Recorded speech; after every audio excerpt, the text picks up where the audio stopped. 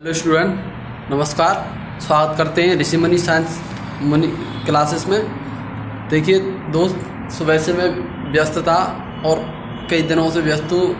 मुझे इंटर के स्टूडेंट भी पढ़ाने होते हैं, इसलिए मैं आपके क्लास 10 साइंस के इम्पोर्टेंट क्वेश्चन नहीं बता सका। बट अब लास्ट समय बचा है, कुछ मदद मिल जाए आपको तो मैं बता देता हूँ। ठीक, अभी स्टूडेंट को छोड़ा है, 9 के करीब बज रहे हैं। कल उनका मैथ का पेपर है और तुम्हें पता ही है मैं मैथ और फिज़िक्स पढ़ाता हूँ क्लास 12 को। और हाई स्कूल में तो मेरा आपको पता ही है कैसा है, जो बताता हूँ वही आता है। इसलिए कुछ हेल्प मिल जाए आप लास्ट समय में कर लो तो ठीक। चलिए मैं बताता हूँ आपको। चलिए देखिए, ध्यान से सुनना, जो मैं बता रहा हूँ एकदम केवल लास्ट समय में इतना ही एफिशिएंट है। एक क्वेश्चन फंसेगा जो मैं बता रहा हूँ।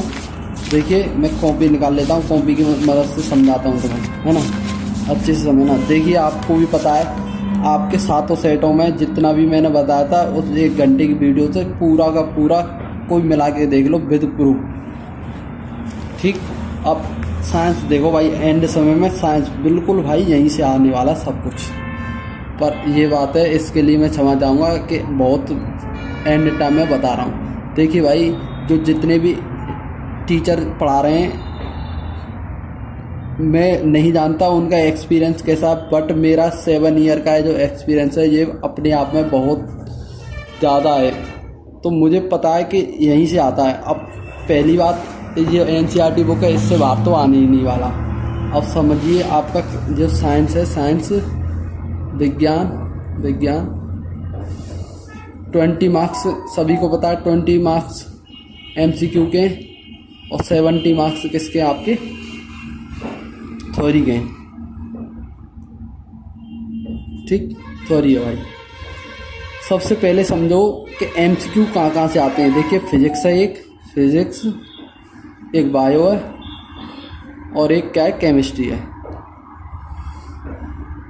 अब मैं आपको बता दूं, फिजिक्स बायो से 7 करीब MCQ आएंगे, इससे भी 7 MCQ करीब आएंगे और इससे करीब 6 MCQ आएंगे, 6 MCQ। और MCQ भी अभी मैं बताता हूँ, कोई घबराने की बात नहीं है। ठीक, अब सबसे पहले मैं जो सब्जेक्ट उठाता हूँ वो उठाता हूँ यही। और एक और बात बता दूँ मैं आपको, इससे 4 नंबर के 3 क्वेश्चन आएंगे, 4 मार्क्स 4 मार्क्स और 4 मार्क्स, और एक लॉन्ग आएगा। कितने में, 7 या 6 में आ जाएगा। ठीक, 6 मार्क्स में मान लो, 6 मार्क्स में। इससे क्या होगा, बायोलॉजी से भी भाई ऐसे ही होगा, 4 मार्क्स में, 4 मार्क्स में, 4 मार्क्स में, और क्या आएगा 6 मार्क्स में, क्या आ जाएगा, ये आ जाएगा। ठीक, एक लॉन्ग आ जाएगा। लॉन्ग में चॉइस होती है आपकी, आपको पता ही है। ठीक, आपको पता ही होगा। और यहाँ से 4 मार्क्स का एक क्वेश्चन, 4 मार्क्स का दूसरा क्वेश्चन, और 6 मार्क्स या 7 मार्क्स में एक लॉन्ग आएगा। ठीक, ये आपका फंडा है जी। ये ऐसे आपका पेपर आएगा। सबसे पहले बहुत ज़रूरी होता है आपको पता करना कि पेपर में किस तरीके का आएगा। अब मैं सबसे पहले उठाता हूँ बायोलॉजी MCQ। देखिए अभी बताता हूँ, मुश्किल से मुश्किल एक MCQ बाहर जाएगा, नहीं तो एक भी नहीं जाएगा। बस सभी के सभी यहीं से आएंगे। जल्दी से बताता हूँ। सबसे पहले देखिए, इस बायोलॉजी आपकी कितनी बड़ी है, 3 चैप्टर हैं, केवल 3। एक जैव प्रक्रम है, जैव प्रक्रम, और एक भैया हमारा क्या है, जीव जनन कैसे करते हैं, जीव जनन कैसे करते हैं। और भाई एक भाई हमारा क्या है, आनुवांशिकता और विविधता। ये है आनुवांशिकता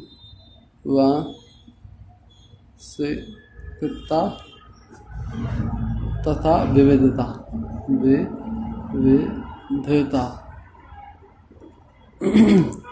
देख लेना, कोई दिक्कत नहीं। देखिए 3 चैप्टर हैं आपके केवल। जैव प्रक्रम, ये आपका कटा है, केवल एक ही चैप्टर कटा है आपका केवल। और जैव जनन कैसे करते हैं, आनुवांशिकता और जैव प्रकाश जी। ठीक, 3 चैप्टर हैं केवल। 3 चैप्टर कैसे तैयार करने, एक एक बात बता रहा हूँ आपको। देखिए सबसे पहले मैं लिख देता हूँ क्या क्या आने वाला है। देखिए देखिए यहीं से समझा देता हूँ, इसमें से कुछ नहीं याद करना, जो मैं बता रहा हूँ केवल एंड टाइम पर उतना ही याद करना केवल। देखिए मैं खोल लेता हूँ, देखिए जैव प्रक्रम में डेफिनेशन अभी तक तो आई नहीं है, अब आ जाए तो पता नहीं है। हमारे जैसे बहुकोषीय जीवों में ऑक्सीजन की आवश्यकता पूरी करने में विसरण की क्या आप ध्यान देना, केवल आप जो आप कर रहे हो ना लास्ट समय में, केवल सबसे पहले तो इसको याद कर लो, पाचन तंत्र को अच्छे से, पाचन तंत्र को 100% भाई अच्छे से याद कर लो। पाचन तंत्र कैसे भैया, मुख से ग्रसनी में जा, ग्रसनी से ग्रास नाल में, अमाशय में क्या हुआ, अम्ल होगा, अम्ली माध्यम, फिर छोटी आंत में जा, छोटी आंत के बगल में पित्राशय, यकृत ये होंगे, क्या होंगे, अग्नाशय होगा, ये सभी बड़ी आंत में जाएंगे, ये बड़ी आंत में जल और खनिज का क्या हुआ, अवशोषण और मल द्वार से बाहर आ जाएगा, ये सभी ये हैं सब, ये मुख बुआ, ये सब बढ़िया तरीके से याद कर लो। पाचन तंत्र बढ़िया तरीके से डायग्राम बनाना सीख लो, ठीक। अब सेकंड में क्या आएगा, श्वसन। श्वसन में आपका देखिए विभिन्न ग्लूकोज का विखंडन, ग्लूकोज का विखंडन, इस डायग्राम को अच्छे से समझ लेना, ठीक। इसको भी नहीं कर पाए तो पाचन भैया सबसे मेन है इसमें, पाचन और हृदय अनुप्रस्थ काट का क्षेत्रफल, ये हृदय भैया, हृदय कैसे भाई, कैसे सर्कुलेटरी सिस्टम कहाँ से कहाँ घूम रहा है ना, ये हृदय पढ़ लेना अच्छे से, ठीक, ट्रांसपोर्टेशन में। अब फिर भाई इसके बाद परिवहन जाने देना, वक्र भाई इम्पोर्टेंट है, किडनी मोस्ट इम्पोर्टेंट है, मोस्ट इम्पोर्टेंट है ये किडनी, किडनी 100% कर लेनी है याद, ये किडनी, किडनी क्या करती है, रक्त को सफा करती है ना, ठीक। और ये वक्राणु की संरचना, ठीक। अब मुझ पर समय होता तो मैं समझा देता, तो मैं, ये बहुत इम्पोर्टेंट है, 100% लिखा हुआ है इस पर, देखिए, ठीक। अब देखिए, अब इसमें केवल मैंने क्या बताया, एक तो मानव पाचन तंत्र बताया, और क्या बताया मैंने, वक्र किडनी बताइए मोस्ट इम्पोर्टेंट में, केवल लॉन्ग बता रहा हूँ, लॉन्ग याद कर लो केवल। और एक बताया भाई हृदय, हृदय कैसे काम करता है, ठीक, हृदय, ठीक। और देखिए भाई मानव श्वसन तंत्र भी ये बहुत इम्पोर्टेंट है, 4 हैं इसमें, 4 क्वेश्चन बनना है इसमें लॉन्ग। एक पाचन तंत्र, मानव श्वसन तंत्र, ये भाई 5 से ज़्यादा बार बायोलॉजी पढ़ा चुका हूँ, तो ध्यान से देख लो।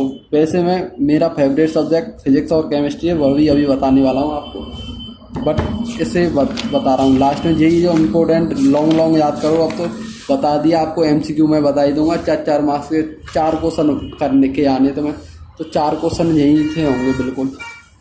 वक्त याद कर लेना और ये कर लेना, MCQ अभी बताता हूँ आपको, जल्दी देख लेना, स्पीड बढ़ा के वीडियो को, ठीक।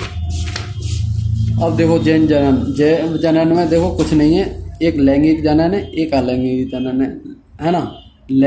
अलैंगिक जनन एकक जनक एक कोशिका होती है उससे, और अलैंगिक 2 युग्मज से होता है। नर में क्या होता है, शुक्राणु, और मादा में क्या होता है, अंडाणु। और यदि पेड़ पौधों की बात करते हैं, परागकण होते हैं इसमें नर में, और मादा में क्या होते हैं, अन्य कोशिका होती हैं, ठीक। अब देखिए इसमें जो मोस्ट इम्पोर्टेंट क्वेश्चन है जो आपको याद करने, तो उससे बता देता हूँ मैं केवल।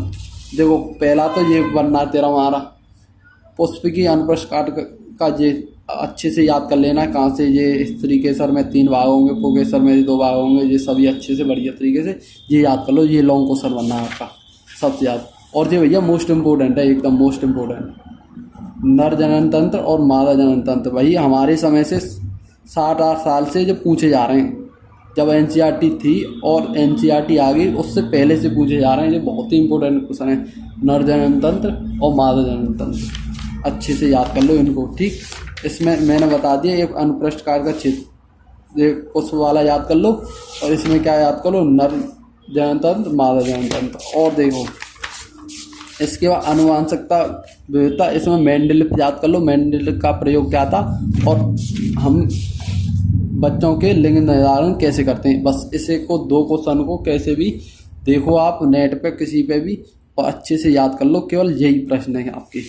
देखिए मैंने क्या बताया, पाचन तंत्र बताया, पाचन तंत्र और वहन तंत्र। वहन तंत्र में क्या होगा आपका, ट्रांसपोर्टेशन में आपका जो हमारा वो है, क्या कहते हैं, फुसफुस और हृदय, ये है तो सेकंड नंबर पे, फेफड़े कैसे काम करते हैं, कैसे हमारा ऑक्सीजन कार्बन डाइऑक्साइड विलय जो रक्त होता है और कैसे ऑक्सीजन विलय में बदलता है, ये सभी याद करना है। देखो दिखाऊंगा आपको जी। क्या हृदय, हृदय भाई इम्पोर्टेंट है ये हृदय, ठीक। ये आपके बता दिए। अब देखो एमसीक्यू बता देता हूँ, जो एमसीक्यू बता रहा हूँ वही आएंगे। हाँ देखिए ज़्यादा नहीं, मुश्किल से 14 एमसीक्यू बताऊंगा। 14 भी नहीं, 10 ही समझो आप। तो देखो भाई रटो भाई जल्दी से। मनुष्य में वक्र एक तंत्र का भाग होता है जो संबंधित है किससे भैया? वक्र किसका काम करता है? बाहर निकालने का, मूत्र का निर्माण होता है। वक्र किडनी से कहते हैं। उत्सर्जन का काम करता है, किसका करता है? उत्सर्जन का, ठीक। और मनुष्य में कितने वक्र होते हैं? 2 होते हैं, 2 किडनी होती है। पादप में जाइलम उत्तरदायी है किसके लिए? जल के लिए। जाइलम जल के लिए, फ्लोयम लिख लेना, फ्लोयम किसके लिए? खाने के लिए, खाने सुक्रोज के लिए। देखिए भाई अब यदि आप पढ़ोगे ना अच्छे से तो इस पूरे में जाइलम फ्लोयम सब यही दिखेगा। फ्लोयम जाइलम है ना, जाइलम फ्लोयम पादपों में परिवहन दो के कारण होता है, यही दिखेगा आपको जाइलम फ्लोयम। तो जाइलम फ्लोयम बढ़िया तरीके से याद कर लो। जल और फूड से क्या आ जाएगा? फ्लोयम हो जाएगा, ठीक। और देखो पोषण के लिए आवश्यक है कौन है भैया? उपयुक्त सभी, क्लोरोफिल ये सभी। और देखिए पायरुवेट के विखंडन से यह कार्बन डाइऑक्साइड, जल और ऊर्जा देता है। यह क्रिया होती है किसमें भैया? माइक्रोकोन्ड्रिया में होती है। किसमें होती है? माइक्रोकोन्ड्रिया। अभी मैंने आपको बताया था विभिन्न ग्लूकोज का विखंडन। देखिए पायरुवेट की क्रिया ऑक्सीजन की उपस्थिति में माइक्रोकोन्ड्रिया में कार्बन डाइऑक्साइड और जल और ऊर्जा देती है। दिखाई दे रहा है कि नहीं? हाँ यही है, ठीक।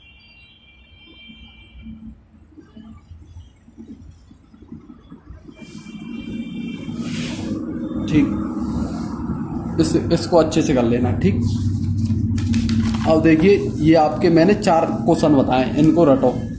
तो फर्स्ट है मनुष्य में वक्र तंत्र का भाग संबंधित है उत्सर्जन से। पादप में जाइलम उत्तरदायी है जल के लिए, फ्लोयम उत्तरदायी है खाने के लिए, ठीक। और फिर स्वपोषी पोषण के लिए आवश्यक क्या है भैया? उपयुक्त सभी आएगा। और पायरुवेट कार्बन डाइऑक्साइड और ऊर्जा देता है, जल ऊर्जा देता है कब? माइक्रोकोन्ड्रिया, ठीक। इसका लगा देना। 4 तो ये याद करने आपको, यही आएंगे डायरेक्ट। अब देखिए ये तो आपका, हाँ ये कट गया जी आपका। अलैंगिक जनन मुकुलन द्वारा होता है किसमें? यीस्ट। रट लो भाई, यीस्ट में होगा। निम्नलिखित में से कौन मादा जनन तंत्र का भाग नहीं है? कौन नहीं है भैया? शुक्रवाहिनी का नहीं है, शुक्रवाही का। अंडे से होता है, गर्भाशय होता है, डिम्बवाहिनी होती है, शुक्रवाहिका नहीं होती। पराग कोष में होते हैं भैया, क्या होंगे? परागकण होंगे। भैया रट लो, 3 क्वेश्चन ये रटने आपको, 3 क्वेश्चन ये रटने, परागकण नहीं होंगे, ठीक। और देखो भाई ध्यान से,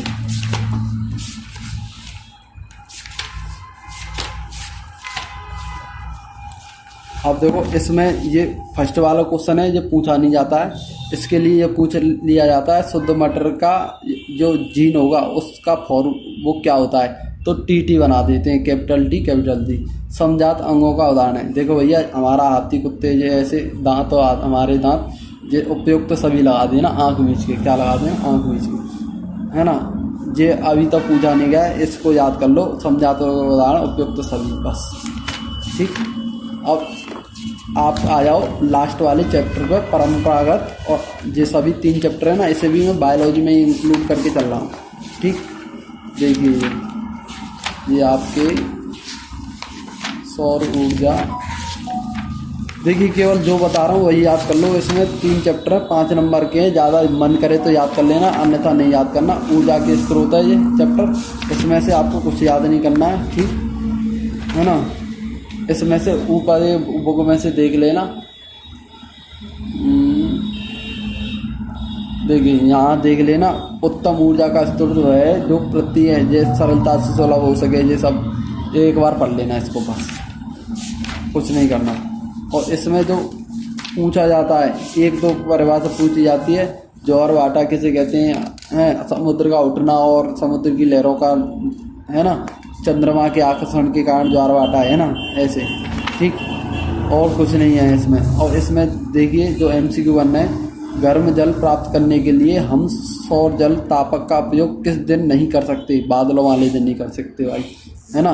ये भाई बड़े बड़े एग्जाम होते हैं ना आपके, एयरफोर्स, SSC, सभी में पूछा जाता है। ये बहुत इम्पोर्टेंट है। ये निम्नलिखित में से कौन जैव मात्रा ऊर्जा स्रोत का उदाहरण नहीं है? तो नाभिकीय ऊर्जा नहीं है भैया, जैव मात्रा ऊर्जा का स्रोत नहीं है नाभिकीय ऊर्जा। और देखिए जितने ऊर्जा स्रोत हम उपयोग में लाते हैं अधिकांश सौर ऊर्जा के निरूपित करते हैं। निम्नलिखित कौन सा ऊर्जा स्रोत अंततः सौर ऊर्जा की व्युत्पन्न नहीं है? तो नाभिकीय ऊर्जा लगा देंगे। देखिए जैव मात्रा ये सब हैं, बट नाभिकीय ऊर्जा नहीं है इसमें, ठीक। और निम्नीकरण और अनिम्नीकरण ये याद कर लेना है। निम्नीकरण अनिम्नीकरण, देखिए यहाँ से जो किसी ना किसी दिन समाप्त हो जाए उसे भैया अनिम्नीकरण स्रोत कहेंगे। क्या कहेंगे? अनिम्नीकरण। जो भैया समाप्त नहीं होता उसे निम्नीकरण स्रोत कहेंगे। बस ये याद कर लेना। अब देखिए हमारा पर्यावरण है, इसमें से आपको जो आप पता, उपभोक्ता क्या है, जो उपभोग कर रहा है ना, उत्पादक क्या है, जो उत्पाद बना रहा है।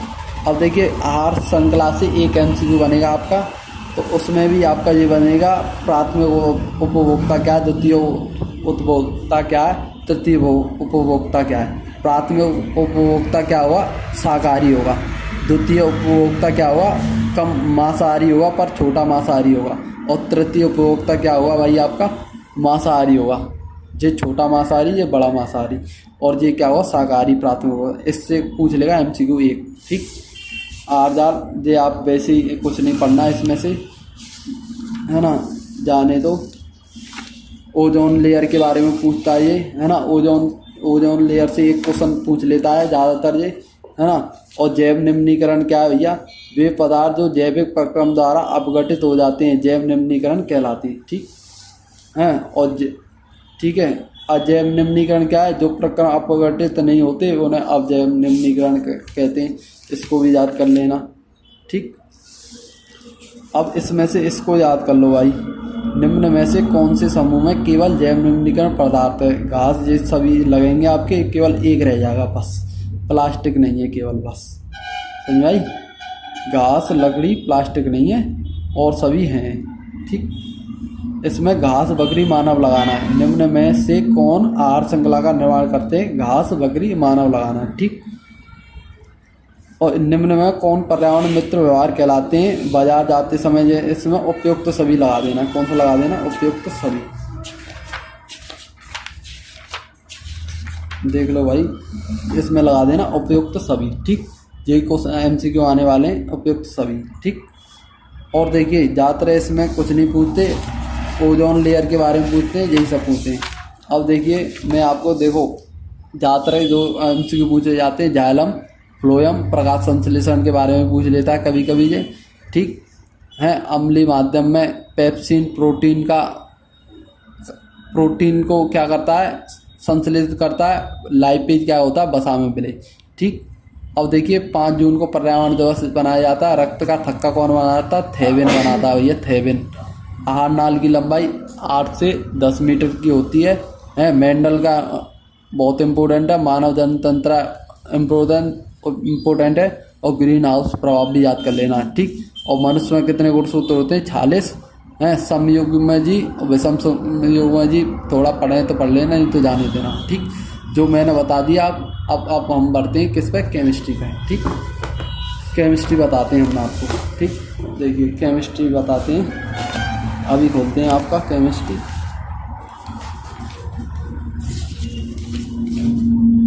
लॉन्ग आपको पता ही चलेगा। केमिस्ट्री खोलो भाई, केमिस्ट्री।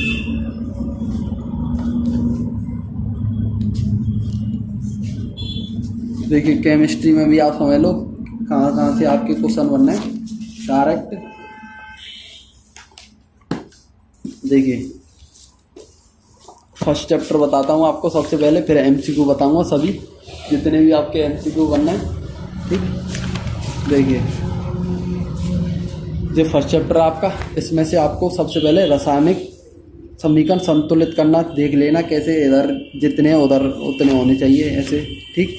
और यहाँ से संयोजन अभिक्रिया, अभियोजन अभिक्रिया, विस्थापन अभिक्रिया, द्विविस्थापन अभिक्रिया, अपचयन उपचयन किसे कहते हैं, ठीक है ना। अपचयन ऑक्सीजन का हटना, उपचयन ऑक्सीजन का जुड़ना, ऑक्सीजन जुड़ेगी तो इलेक्ट्रॉन और हाइड्रोजन क्या होंगे, हटेंगे, बस ऐसे याद कर लेना। यहाँ से भाई एक जरूर अभिक्रिया आ रही है, ठीक, अच्छे से याद कर लेना। और जो आपकी जितने भी रिएक्शन दिख रही हैं ये इम्पोर्टेंट है, इनको एक नज़र मार के जाना, ठीक ठीक। और इनमें से वैसे है तो बहुत, ये इम्पोर्टेंट है, ये फर्स्ट वाला क्वेश्चन आपको दिख रहा जी, ठीक, जाने दो।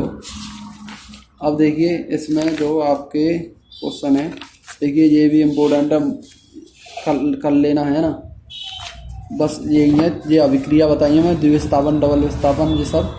अब देखिए यहाँ पर एक क्वेश्चन है, एक भूरे रंग का चमकदार एक्स वायु की उपस्थिति में गर्म देता है, यह CO बनाता है, क्या बनाता है, CO, ठीक। अब सेकंड चैप्टर खोलो भाई, अम्ल, क्षार एवं लवण, इसमें से क्या आने वाला है। अम्ल, क्षार, लवण के बारे में आपको बेसिक डेफिनेशन पता होना चाहिए। अम्ल वे होते हैं जो H धनायन देते हैं, क्षार वे होते हैं जो OH ऋणायन देते हैं, और अम्ल प्लस क्षारक मिलकर क्या बना लेते हैं, लवण बना लेते हैं, ये आपको जानकारी होगी। और क्षार प्लस धातु, लवण प्लस हाइड्रोजन गैस निष्कासित कर देते हैं, ठीक। ये आपको बहुत इम्पोर्टेंट है एक क्वेश्चन के लिए, ठीक। और देखिए भाई जो आपको याद होना चाहिए वो बताता हूँ। देखिए यहाँ से पीएच है ना आपका, पीएच से एक क्वेश्चन इम्पोर्टेंट है, कुछ हो जाए आएगा। जठर रस का कितना पीएच होता है, नींबू के रस का कितना पीएच होता है, 2 शुद्ध जल का 7, रक्त का 7.4, मिल्क ऑफ मैग्नीशिया का 10, सोडियम हाइड्रोक्साइड विलियम का कितना होता है, 14। यहाँ से बनता है आपका जो क्वेश्चन बनता है, ठीक। और देखिए भाई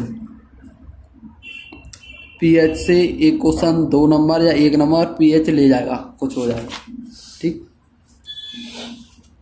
कोई किसान खेत में बता किस परिस्थिति में बिना वजह चूना का प्रयोग करता है, अम्लीय वर्षा के लिए करता है, भैया याद कर लेना है ना, ऐसे ही काम करो।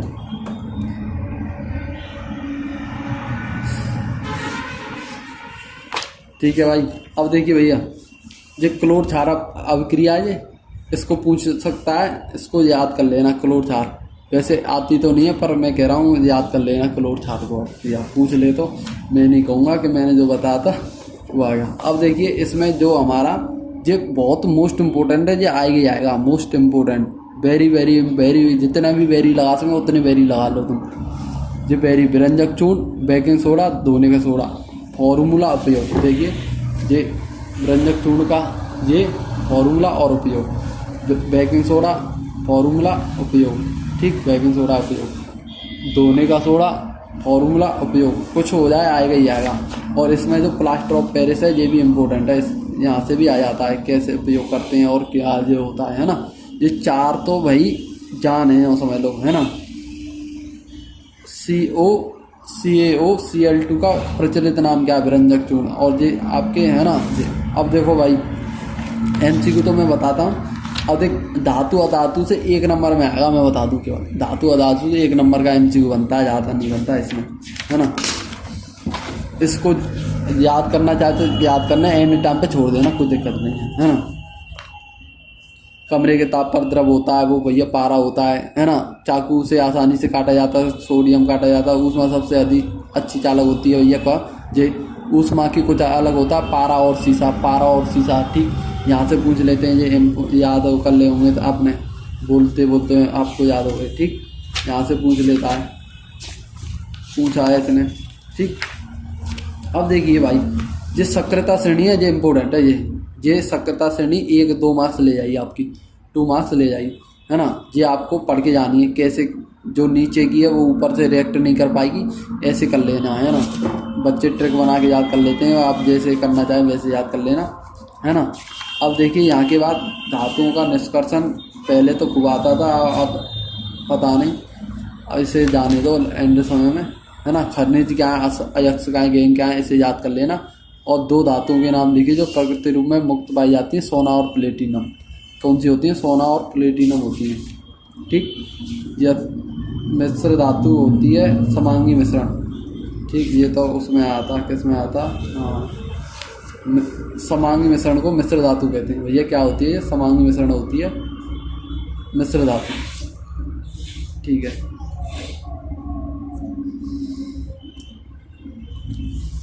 देखिए पारद क्या होता है, अमलगम, तांबे जस्टा मिलके पीतल बनाते, तांबा टिन मिलके कांसा बनाते, सीसा और टिन मिलके सोल्डर बनाते हैं, ठीक है ना।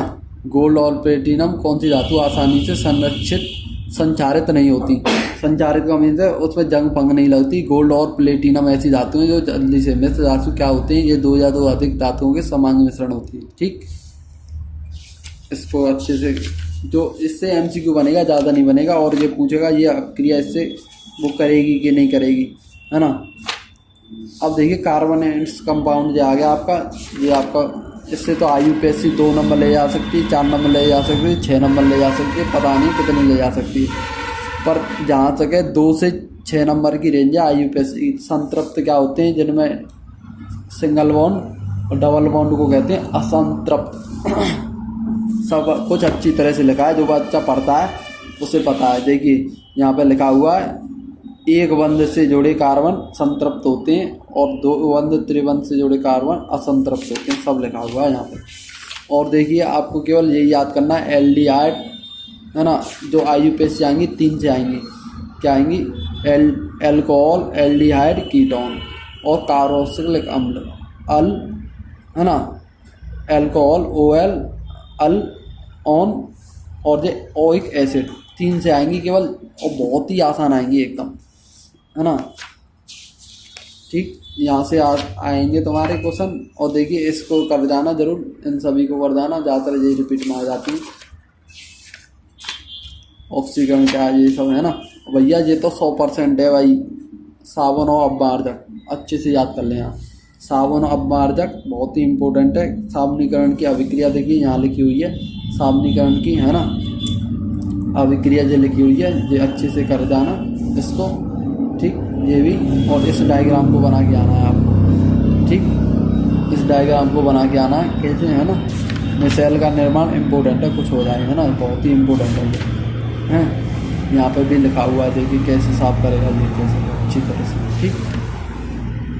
उपयोग बता सकते हैं डिटर्जेंट का, अभी MCQ में बताऊँगा ये आपको, जो आने वाले हैं, ठीक। अब देखिए तत्वों का आवर्त वर्गीकरण, लास्ट चैप्टर है आपका, है ना। इसमें जो आपकी कटे जो कटाई, डोवेनार का त्रिक सिद्धांत, है ना, न्यूक्लैंड का अष्टक नियम, यही 2 कटे और सब वही सब आ रहा है एकदम बिल्कुल।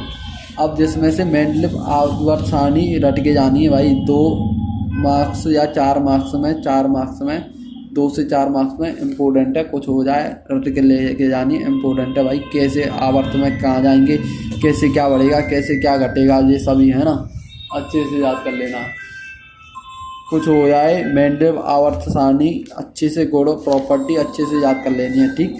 उपलब्धियाँ क्या थी, कैसे किसकी खोज करी गई, पहले जगह छोड़ दी गई, किसके आधार पर इसको वर्गीकृत किया गया, ऐसे सभी बना देने, ठीक है। हेनरी मोजले ने कैसे भैया ये आवर्त खोजी, ठीक, अच्छे से कर ले जाना।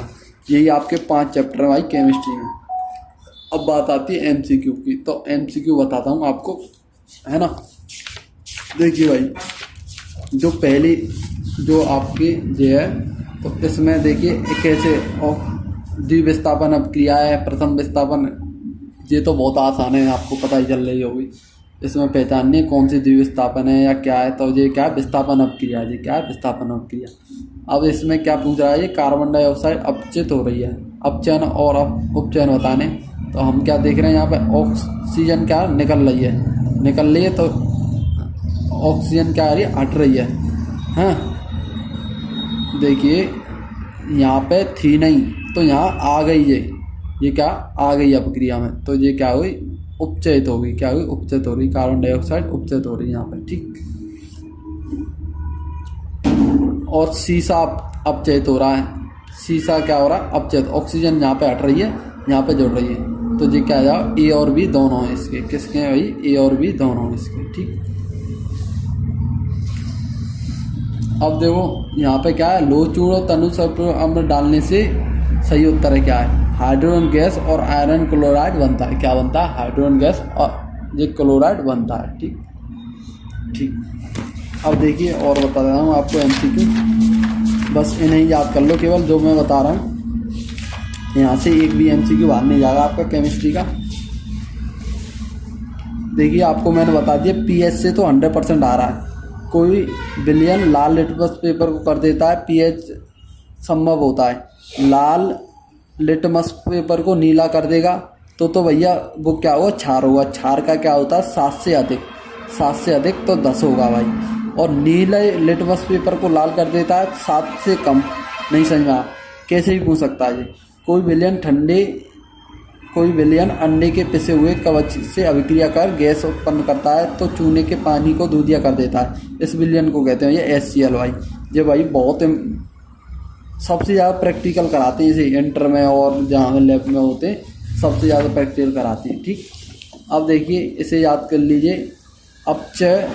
अपच का उपचार करने के लिए में किस औषधि लेते हैं भैया, एंटीसिड लेते हैं भैया। कौन सी औषधि लेते हैं, एंटीसिड लेते हैं। अच्छे से याद कर लो, एंटीसिड लेते हैं। ठीक। और देखिए ये इसमें क्या है 16 ml आ जाएगा, ऐसे यही आपके दिए हों तो। ठीक। अब धातु अधातु का बताता हूँ जो इम्पोर्टेंट जो आपके वो बनना है। देखिए यहाँ से बना देता है इसमें, तो यहाँ से MCQ बन जाते हैं इसमें से, है ना। पारा, चांदी और ये सोडियम कौन सी कुछ चालक हैं, यहाँ से बन जाता है। और देखिए और बताता हूँ आपको भाई, सक्रियता श्रेणी याद करके जाना अच्छे से। हाँ, IUPAC अच्छे से करके जाना, ये हथियार हैं। देखिए भाई इसमें से निम्न में कौन सा युगल विस्थापन अभिक्रिया प्रदर्शित करता है, AgNO3 विलयन का कॉपर धातु। देखिए भाई मैं बताना तो बहुत चाहता हूँ पर वीडियो बहुत लंबी हो जाएगी अगर मैं एक बार किसी टॉपिक को लेके बैठ गया तो खोलने लग जाऊँगा। ये है लोहे के फ्राइंग पैन को जंग से बचाने के लिए कौन सी विधि का उपयोग करते हैं भैया, जिंक की परत चढ़ा देते हैं उसको। क्या चढ़ाते हैं, जिंक की परत। खाद्य पदार्थ के डिब्बों पर जिंक के बजाय टिन का लेप होता है, क्यों? टिन की अपेक्षा जिंक अधिक अभिक्रियाशील होता है, इसलिए जिंक की बजाय किसका करते हैं, टिन का करते हैं। अब देखिए कोई धातु ऑक्सीजन के साथ अभिक्रिया कर उच्च गलनांक वाला यौगिक निर्मित करती है। यह यौगिक जल में मिले। यह तत्व कौन सा है भैया, कैल्शियम है भैया। क्या है, कैल्शियम है। ठीक। क्या लगा देना, कैल्शियम लगा देना। एक भी MCQ आपका बाहर नहीं जाएगा। मैंने क्या कह दिया, बस जो मैं बता रहा हूँ उसे ही कर लो। देखिए भाई, देखिए IUPAC से भी MCQ दे देता आपको, तो भाई IUPAC तो आपको करनी पड़ेगी, है ना। 5-10 मिनट में हो जाएगी। और अच्छे से आपको थोड़ा अपने नोट्स बना रखे होंगे या फिर कोई वीडियो डाल देना IUPAC, और क्लास 10th के लेवल की देखना। ये नहीं आपको लेके बैठ गए IIT और बड़ी लेवल की। एथेन का सूत्र होता है, इसमें 7 संयोजक आबंध होते हैं एथेन में भाई। ठीक। कितने होते हैं, 7। C2H6। ठीक। ब्यूटेनॉन चतुर कार्बन यौगिक है जिसका प्रयागात्मक समूह है ब्यूटेनॉन।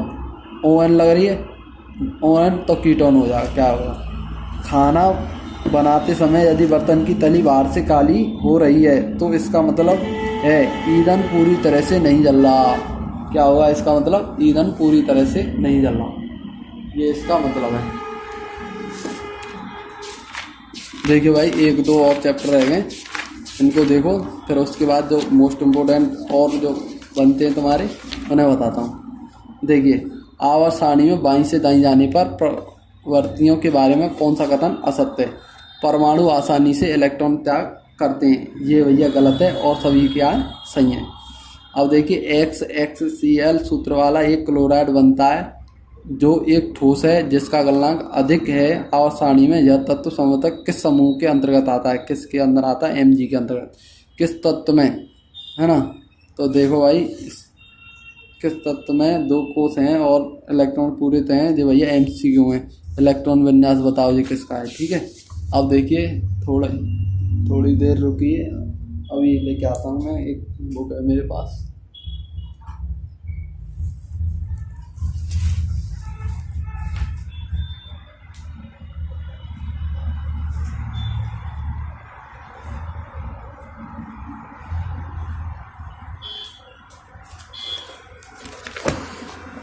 देखिए इससे पढ़ा करते थे पहले, ये यूँ समझ लो, इससे खोल खोल के मतलब ये डिटेल है ये। हाँ,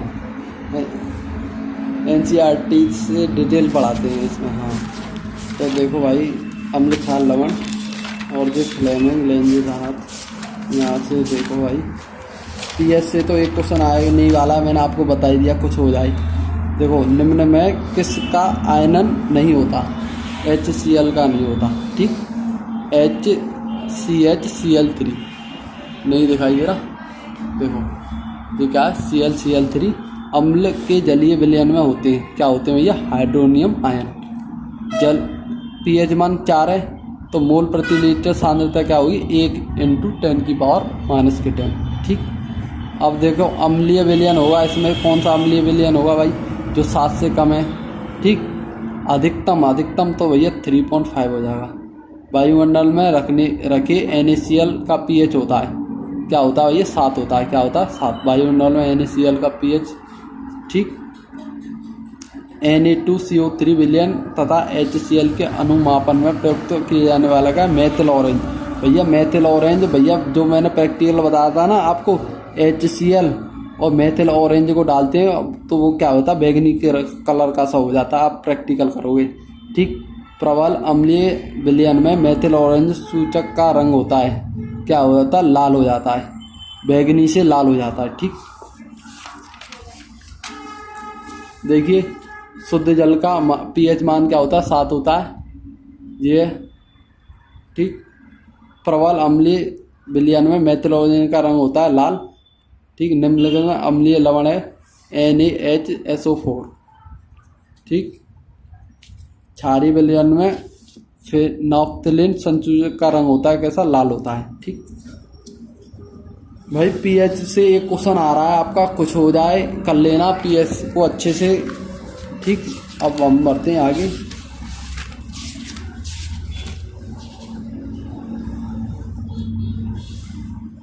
देखिए 11 का हमारा D, रक्त का टक्का के लिए किसका उपयोग करते हैं? फिटकरी का। फिटकरी तो टॉपिक अब वैसे हट गया है इसमें, हाँ, है ना। खाने के सोडे का रासायनिक सूत्र है भैया, ऐसे भी पूछ सकता है आपसे। खाने के सोडे का रासायनिक सूत्र है, देखिए कहाँ है, यह खाने के सोडे का रासायनिक सूत्र। तो इसमें क्या? NaHCO3 अम्लीय लवण है। अम्लीय लवण कौन सा है? NaHSO4। ऐसे भी पूछ लेता है आपको। व्यंजक चूर्ण के गुण का कारण है, क्या भैया? इसमें 9th का हमारा A, इसका ऑक्सीकरण गुण होता है, ठीक। ये ऐसे क्वेश्चन पूछ लेता है। बेकिंग सोडा क्या है? सोडा एस क्या है? धावन सोडे का सूत्र क्या है? ऐसे पूछ लेगा आपको। धावन सोडा मैंने इसलिए तो आपको बताया था कि इम्पोर्टेंट है ये, ठीक। इस तरीके से आपके प्रश्न पूछेगा। धातु तो MCQ पूछेगा भैया ये, है ना। तो निम्न में धातु है, देखिए ऐसे पूछ लेगा, निम्न में कौन सी भैया धातु है? जिंक धातु हमारी, ठीक। इसका क्या हो जाएगा? दिखाई नहीं दे रहा है ना, देखो निम्न में धातु है जिंक, है। और ये धातु के सामान्य ताप पर द्रव होती है, वो क्या होती है? Hg, पारा, ठीक। बताया था ना ये अभी आपको। देखिए पीतल क्या है भैया? मिश्र धातु है। धातुओं के ऑक्साइड प्राय होते हैं कि ऐसे होते हैं क्षारीय धातु, लगभग सभी ठोस होते हैं। धातुओं के पतले तार खींचे जाने का गुण कहलाता है भैया, क्या कहलाता है? बोलो। तन्यता कहलाता है। क्या कहलाता है भाई? तन्यता कहलाता है, ठीक। मिश्र धातु है एक समांगी मिश्रण, क्या है? समांगी मिश्रण है। कौन सी? अधातु एक द्रव है। अधातु एक द्रव है, तो भाई अधातु एक द्रव है। 11 का हमारा B, ब्रोमीन। कौन सी एक अधातु द्रव है? निम्न में कौन सी धातु एक अद्रव है? ये पूछ सकता है, ठीक। वैद्युत रसायन श्रेणी भाई बहुत इंपॉर्टेंट है, इसे जो याद करके जाएगा ना उसकी मौज हो जाएंगी, मोजा करेगा वो, हैं। तो देखो भाई ऐसे आएंगे धातु जो सरलता से ऑक्सीकृत हो सकता है वह है ना। ऑक्सीकृत भाई देखो भाई ये हमारा कौन सा है? 26 का हम लगा देंगे क्या? C लगा देंगे। क्या लगा देंगे? C। देखिए सर्वाधिक अपचायक है, सर्वाधिक अपचायक कौन सा भैया? CS। गर्म करने पर अपघटित होने वाला ऑक्साइड है, तो भाई ये हमारा B। कौन सा है? D। HgO है ना, HgO। ठीक, चलो जाने में आगे बढ़ते हैं ना। धातु कर्म, ये धातु कर्म हट गया है, आते नहीं है वैसे ज़्यादा क्वेश्चन इससे। हाँ सलवार ये बहुत तो सिलेबस कट गया है आपका। हाँ NCERT में। ठीक, आवाज सारणी से मुश्किल ही आएगा है। प्रबल अपचायक है, ऐसे ऐसे अधात्विक है।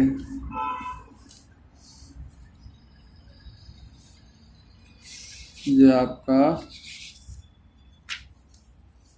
फ्लोरो क्लोरो आयतन ऋण विद्युतीय लक्षण का सही क्रम है। देखिए ये क्वेश्चन ऋण विद्युतीय लक्षण, बस जो मैंने बताया वो सही कर लो बस, है ना। देखिए भाई आपको कुछ ना कुछ तो पता चलेगा क्या इम्पोर्टेंट है क्या नहीं इम्पोर्टेंट। देखिए भाई इसमें यहाँ से कहाँ से क्वेश्चन बनता है, ये ज़्यादातर ये पूछ लेता है ये इसमें क्या आएगा, इसमें IUPAC से MCQ दे देता है 1-2, है ना। अब देखिए भाई मैं आपको दोबारा से बता दूं जो केमिस्ट्री का है, जो आपको क्या इम्पोर्टेंट है केमिस्ट्री। देखिए pH से एक मार्क्स 100% है, pH चीज़ है ना। pH से 1 या 2 मार्क्स इम्पोर्टेंट है भाई। IUPAC से 2 से 6 की रेंज है। बेकिंग सोडा और ब्लीचिंग पाउडर और ये धावन सोडा, प्लास्टर ऑफ पेरिस 2 से 4 मार्क्स 4 मार्क्स इम्पोर्टेंट है, 4 मार्क्स में ये इम्पोर्टेंट है। आधुनिक आवर्त से 4 मार्क्स हैं। अभिक्रिया आ रही है आपकी, और भी मैंने बहुत कुछ बताया पहले इसमें, वो सभी इम्पोर्टेंट है। अब आ जाते हैं फिजिक्स पर। ठीक, फिजिक्स में मैं बता दूं जल्दी से, वीडियो ज़्यादा बड़ी हो रही है। देखिए इससे आपको एक क्वेश्चन मिल जाएगा। ठीक, N=C/V। इस क्वेश्चन से 4 मार्क्स का आएगा। इससे ये क्वेश्चन है, ये फॉर्मूले से 4 मार्क्स मिल जाए। विद्युत मोटर 100% आ रही है, विद्युत जनित्र दोनों आ रहे हैं, AC DC कोई भी ना कोई 6 मार्क्स में 100% है। कुछ भी हो जाए इसको तो छोड़ना नहीं है। और इस तरीके के क्वेश्चन 4 मार्क्स में मिलेंगे। नियम पूछ लेगा, फ्लेमिंग का बाएं हाथ का नियम, फ्लेमिंग के दाएं हाथ का नियम, परावर्तन का नियम, 2 ज़्यादा नियम नहीं है, वो सभी को याद कर लेना। मात्रक से 1-2 MCQ दे देगा और 4 मार्क्स में न्यूमेरिकल दे देगा। ठीक, अब देखिए एक बार मैं जल्दी से फिजिक्स और बता देता हूँ जो फिजिक्स में आने वाला है। ठीक,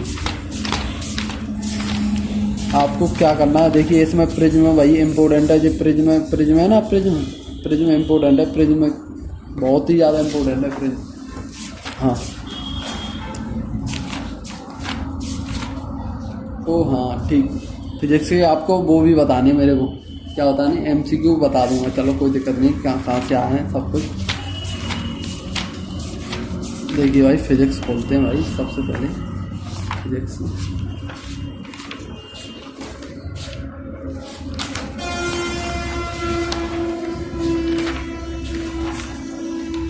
देखिए हारी का सहारा बन जाएगी ये वीडियो, जो भी पड़ेगा।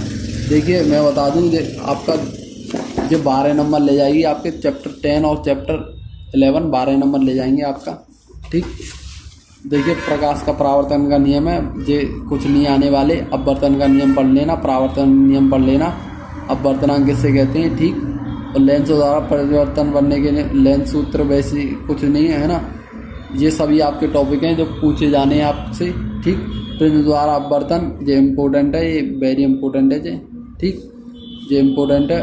प्रकाश का विक्षेपण भी पूछ सकता है आपसे, 50 का विक्षेपण याद कर लेना, ये भी है ना। ठीक, निकटदर्शी दोष कारण निवारण, दूरदर्शी दोष कारण निवारण अच्छे से याद कर लेना, और निवारण ठीक अच्छे से, है ना, अच्छे से, ये इम्पोर्टेंट है ये वाला। मानव नेत्र में लेंस भैया कैसे, कौन से निकटदर्शी दोष, दूरदर्शी दोष कैसे कहते हैं, जरा दूरदर्शी सब याद कर लेना। प्रतिबिंब बनने के नियम से बनना। देखिए जो चीज़ मैंने लिखी हुई है यहीं से आएगा, जो कुछ आएगा 13 मार्क्स का यहीं से आएगा, और कहीं से आएगा ही नहीं बस। अब देखिए थोड़ी, देखिए मैं पिछले 7 सालों से पढ़ा रहा हूँ, तो मुझे बारीकी पता है सभी सब्जेक्टों की। ठीक, तो भाई एंड वक्त में भाई जो थोड़ा बहुत मैं बता रहा हूँ उसको अच्छे से लेने का प्रयास करो। ठीक, देखिए अब यहाँ से आपके 1 से 2 मार्क्स जरूर आएंगे। इससे अनंत पर रखिए, फोकस बनेगा, कैसा बनेगा, छोटा बनेगा और कैसा है ना, वास्तविक बनेगा।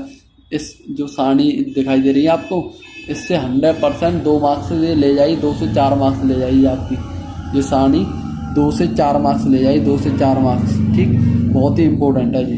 ठीक, अब इसके बाद ये प्रतिबिंब में ये बनना है तो ये भी पूछ लेता आपसे, ये आपको दिखाई दे रहे हैं। ठीक, हम वाहनों में उत्तल के को पश्चिम दृश्य के लिए वरीयता क्यों देते हैं। ठीक, ये क्वेश्चन है आपका ये। ठीक, और देखिए जो उदाहरण ये दिखाई दे रहा है आपको, ये बहुत इंपॉर्टेंट है, इसे याद करना है। उदाहरण ये भी इम्पोर्टेंट है, इसे भी करना है। ठीक, और ये इसमें ये दिखाई दे रहा है आपको, 3 गुना आवर्धित कर दें सेकंड, ये इसे करना है, ये इम्पोर्टेंट है एकदम। ठीक,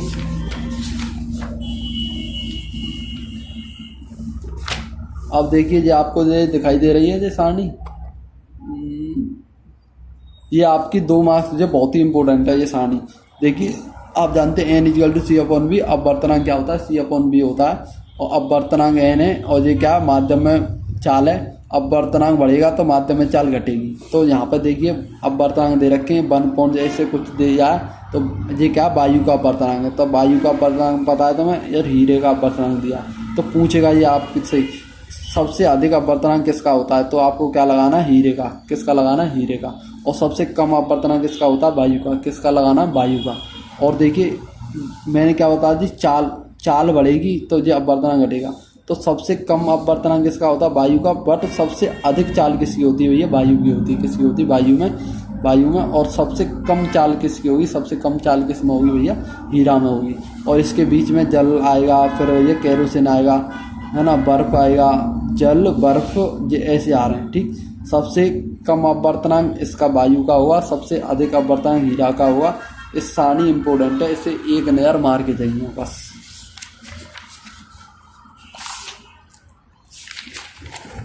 देखिए इस क्वेश्चन को करना, ये बहुत बार आया है, ये वाला पहला उसी फॉर्मूले से हो रहा है जो बताया मैंने। इससे भी पूछ लेता है कहाँ से कहाँ प्रतिबिंब बनना है, ऐसे, है ना। ठीक, ये कैसे कैसे प्रतिबिंब बनना है ये आपको सिखाए होंगे सर ने, है ना। आपके 2 फोकस होते हैं, दो इसमें प्रकाश केंद्र होते हैं, इसे 2F कह देते हैं, है ना। ये आपको एक बार कर जाना है इसको, है ना। देखिए बच्चे क्या करते हैं, ये सोच लेते हैं ये नहीं आएगा, ये आ जाता है, तो आज धरे के धरे रह जाते हैं।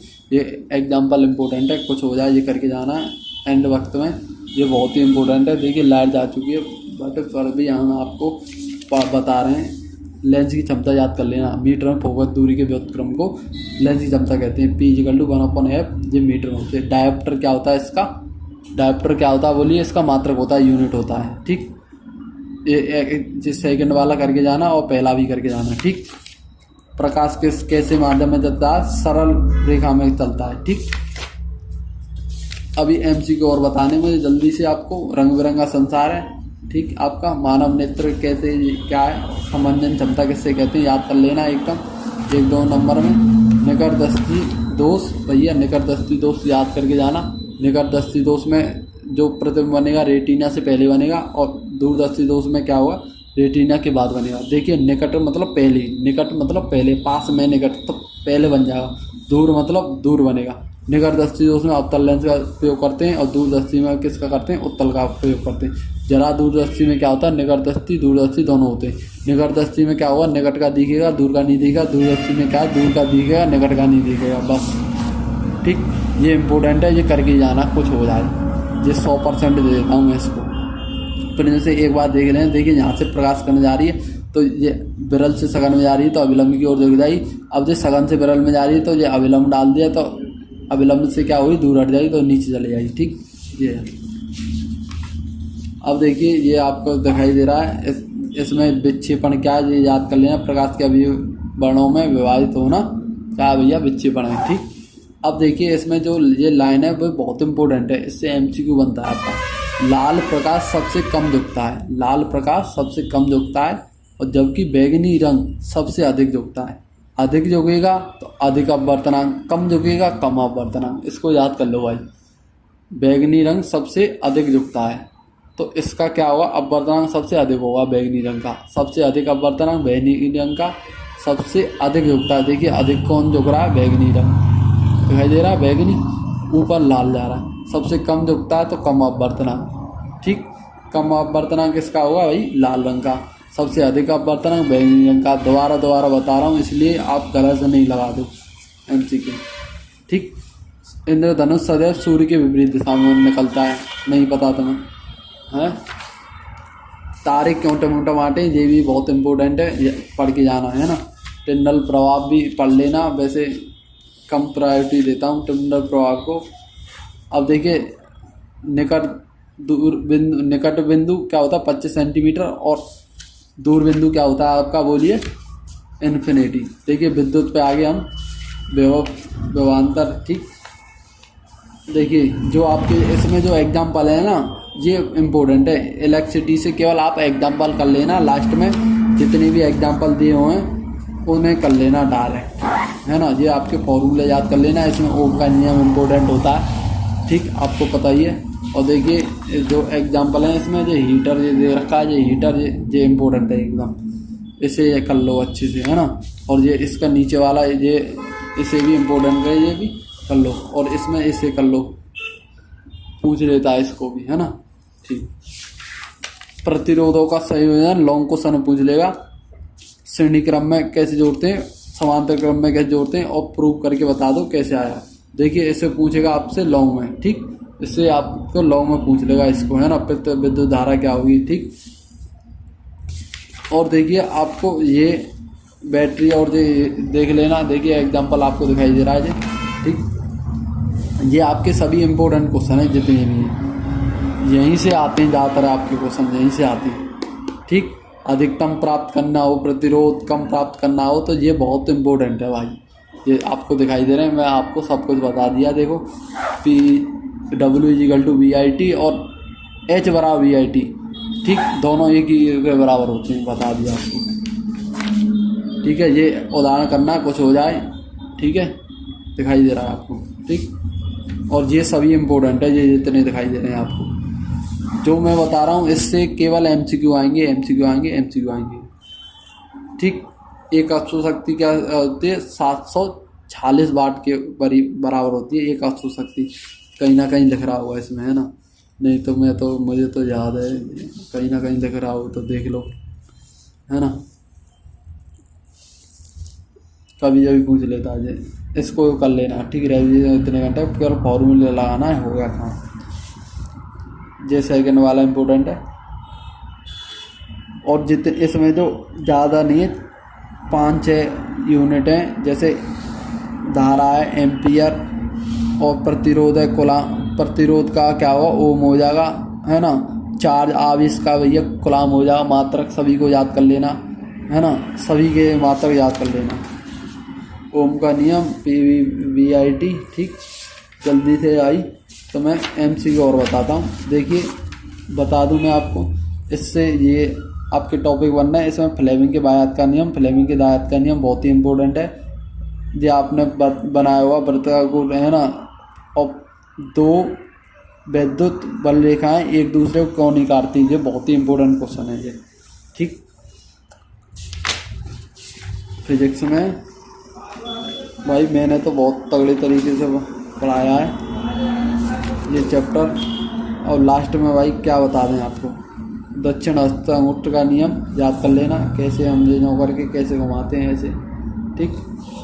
तो भाई देखिए दिशा ज्ञात करने के लिए 2 मार्क्स में या 1 मार्क्स में इन नियमों से 100% पूछेगा, कुछ हो जाए, ठीक। प्रणालिका क्या है ये पूछ सकता है आपसे, ठीक। अब देखिए यहाँ से जो आपके जो देख रहे हैं, यहाँ से ये MCQ बहुत बार पूछता है, ये वाला ये दिख रहा है, ये MCQ में पूछ लेता है, बहुत ही हैं। पश्चिम से इतने और बह रही है और ये सब है ना। तो देखिए जो उदाहरण जो दिखाई दे रहा है, ये आपको जो उदाहरण जो बहुत ही ज़्यादा पूछा जाता है, ये वाला दिखाई दे रहा है। बाम हाथ का नियम, दक्षिण हाथ का नियम अच्छे से याद करना।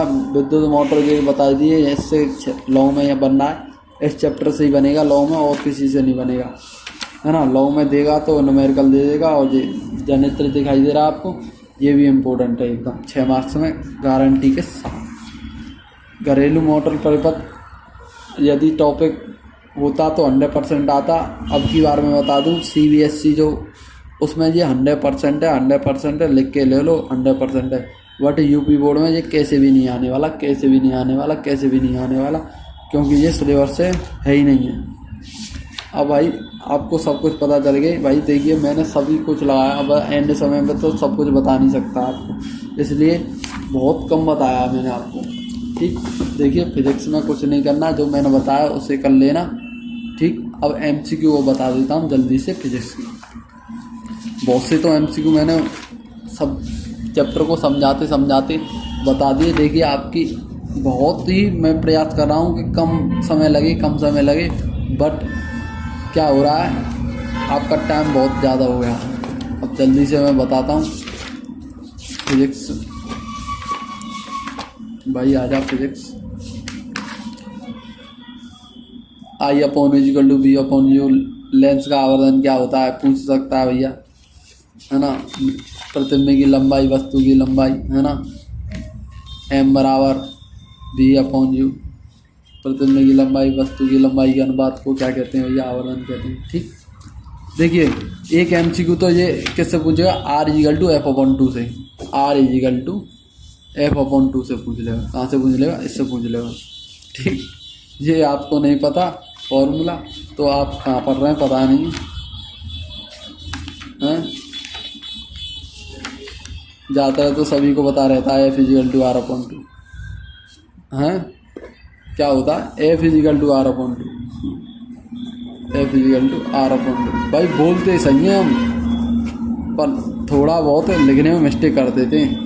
F=R/2, इसे याद कर लो। ठीक, F=R/2। यहाँ से एक MCQ बन जाएगा आपका, 7 MCQ आ रहे हैं, एक MCQ खल्लास। यहाँ से एक MCQ बन जाएगा, आपको बताया। यहाँ से 2 MCQ खल्लास, 7 ही तो आने। और बता दूँ क्यों घबरा रहे हो, यहाँ से बन जाएगा कहाँ रखिए, कैसे वस्तु रखिए, यहाँ से एक MCQ बन जाएगा। ठीक, 3 MCQ खल्लास। किसकी क्या डायप्टर है, लेंस की क्षमता की मात्रक क्या हुई है, डायप्टर, यहाँ से भी MCQ बन सकता है। और जो आपके देखिए निम्न में कौन सा पदार्थ लेंस बनाने के लिए प्रयुक्त नहीं होता, इसे कोरिया का बच्चा बता देगा, मिट्टी, है ना। किसी बिंब का अवतल दर्पण द्वारा प्रतिबिंब आभासी सीधा बिंब से बड़ा बनता है, कब के लिए, दर्पण का ध्रुव और मुख्य फोकस के लिए हो। भैया एक ही कंडीशन है, आभासी जब दर्पण के ध्रुव और फोकस के बीच रखो। 6 कंडीशन में तो एक कंडीशन है, ये याद कर लो। किसी बिंब का वास्तविक तथा समान साइज का प्रतिबिंब प्राप्त करने के लिए बिंब को उत्तल लेंस के सामने कहाँ रखते हैं, फोकस दूरी के दुगने पे रखते हैं भैया, फोकस दूरी के दुगने पे रखते हैं। ठीक, फोकस दूरी के दुगने। ठीक, किसी बिंब का वास्तविक तथा समान साइज का प्रतिबिंब प्राप्त करने के लिए बिंब को उत्तल लेंस के सामने कहाँ रखते हैं भैया, फोकस दूरी के। भैया इसमें भाई बालक जो पढ़े लिखे ज़्यादा दिमाग लगा रहे हैं वो ज़्यादा लगाएंगे। ठीक, पर तुम्हें ज़्यादा दिमाग ना लगाना, फोकस दूरी के दुगने पे लगा दी बस, सही जाओ। किसी गोलीय दर्पण तथा किसी पतले गोलीय लेंस दोनों की फोकस दूरियां इतनी है तो दर्पण और लेंस की संभावना क्या हुई है, दोनों क्या होंगे, अवतल होंगे। किसी दर्पण से आप चाहे कितनी दूरी पर खड़ो हो, आपका प्रतिबिंब सदैव सीधा बनेगा। तो भैया समतल भी हो सके, उत्तल भी हो सके, ना समझ में आई, समतल उत्तल दोनों हो सकेंगे। किसी शब्दकोश में पाए गए छोटे अक्षरों को पढ़ते समय आप निम्न में से कौन सा लेंस पसंद करेंगे। क्या कर रहे हैं भैया, छोटे अक्षर पढ़ रहे हैं।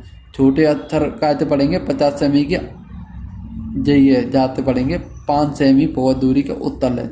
भैया उत्तल क्या होता है, बड़ा दिखाता है। ठीक, और अवतल अक्षरों को क्या कर देता है, छोटा कर देता है। ठीक, अवतल दर्पण क्या करता है, अक्षरों को छोटा बना देता है, जबकि उत्तल लेंस क्या होता है, आपका अक्षरों को बड़ा कर देता है। जो जितने भी आपके माइक्रोस्कोप, टेलीस्कोप जितने भी बने हुए हैं सभी में क्या लगता है, उत्तल लगता है। आपकी आँख में भी जो भी लेंस है वो क्या, उत्तल है भाई। कौन सा, उत्तल है, इसे लगा लेना। तो आप उत्तर चेक करें इसका कौन सा है, 10 है, चैप्टर 10 ही होगा जहाँ तक 10 है, 10 का 6।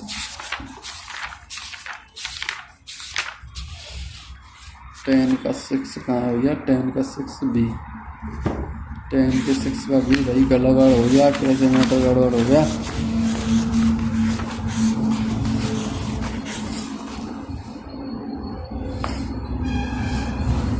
छोटे अक्षरों को पढ़ते समय आप निम्न में से कौन सा लेंस पसंद करेंगे?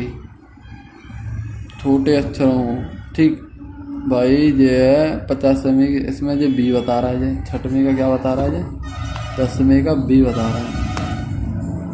बी 50वें फोकस दूरी का एक अवतल लेंस कह रहा है भाई। अवतल लेंस कैसे हो जाएगा? चलो बुद्धि ना लगानी, अब कहा है एंड में भाई लगाओ बस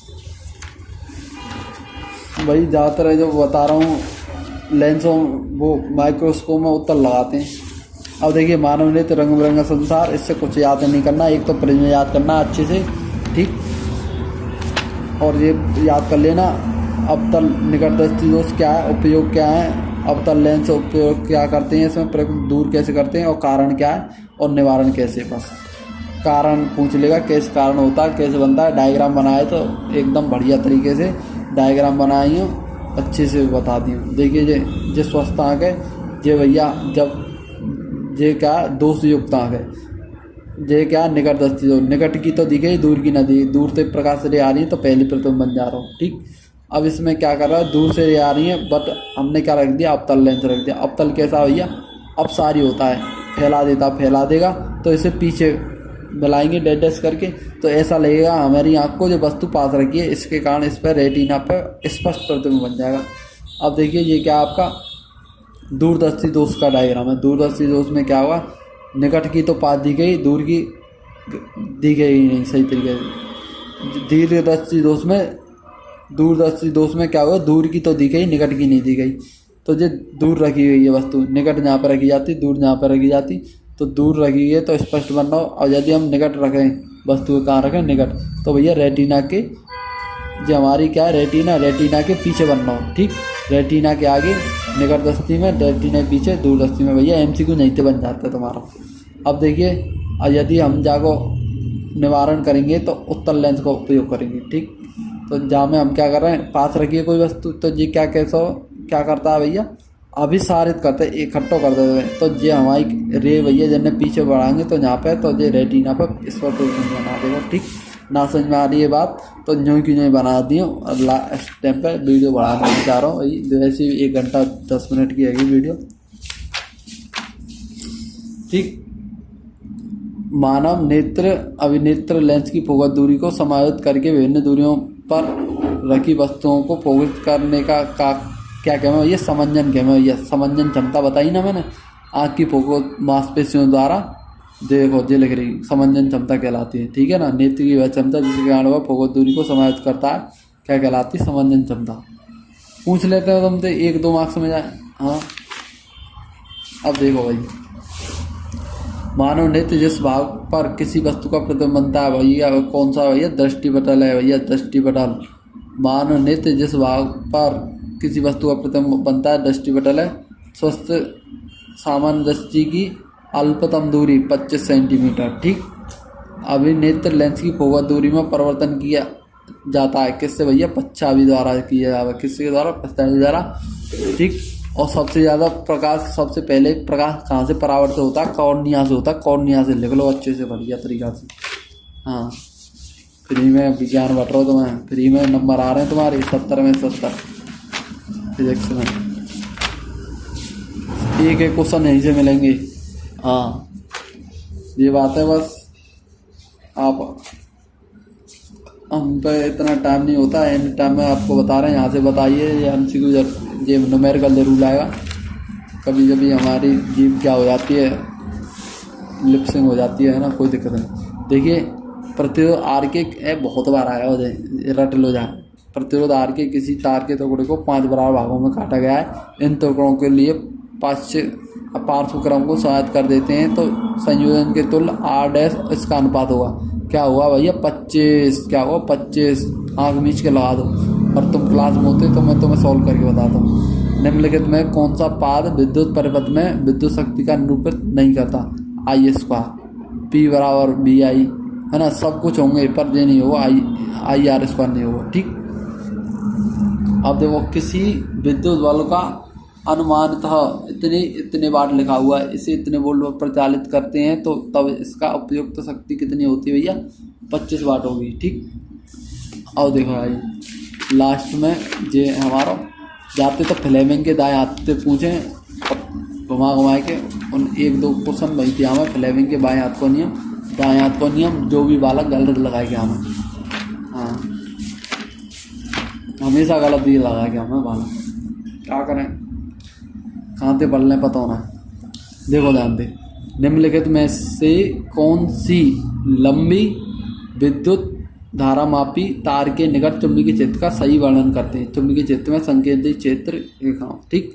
अब देखिए चुंबकीय प्रेरण की परिघटना है कुंडली तथा चुंबकीय, इसका ये फोर्थ वाला सही होगा, रट लो अच्छे से। कुंडली तथा चुंबक के बीच आपेक्षिक गति के कारण कुंडली में प्रेरित विद्युत धारा उत्पन्न होती है। ठीक। अब देखो विद्युत धारा उत्पन्न करने की युक्ति है भैया जनित्र। भैया क्या कराई? जनित्र। भैया विद्युत धारा उत्पन्न कराओ तो भैया मोटर ना कराई भैया, युक्ति कह रहा युक्ति, विद्युत धारा उत्पन्न करेगी तो भैया मोटर, तो भैया विद्युत धारा से चलेगी मोटर। गैल्वेनोमीटर क्या करे भैया? वोल्ट क्या करे? वोल्टमीटर नापे। गैल्वेनो अमीटर क्या भैया? अमीटर भैया बा में हम विद्युत धारा नापे अमीटर से, है ना। अब देख किसी एसी जनित तथा डीसी जनित में एक मूलभूत अंतर क्या है भैया? एसी जनित में सर्पी वलय होते हैं जबकि उसमें भैया द्विक संपर्क होते हैं, बस सबसे बड़ा अंतर है भैया जी। लघु पतन के समय परिपथ में विद्युत धारा का मान भैया बहुत अधिक बढ़ जाता है। ठीक। गर्म है जब जान दो, ना समझ आ रही तो जी भैया तो हमारे इम्पोर्टेंट क्वेश्चन बनने हैं। ठीक। और आपको पता ही है इसमें जो मोटर और संधारित्र जो आपके हैं ये बहुत ही ज़्यादा इम्पोर्टेंट है, जितना मैं कम पाऊँ उससे ज़्यादा इम्पोर्टेंट है।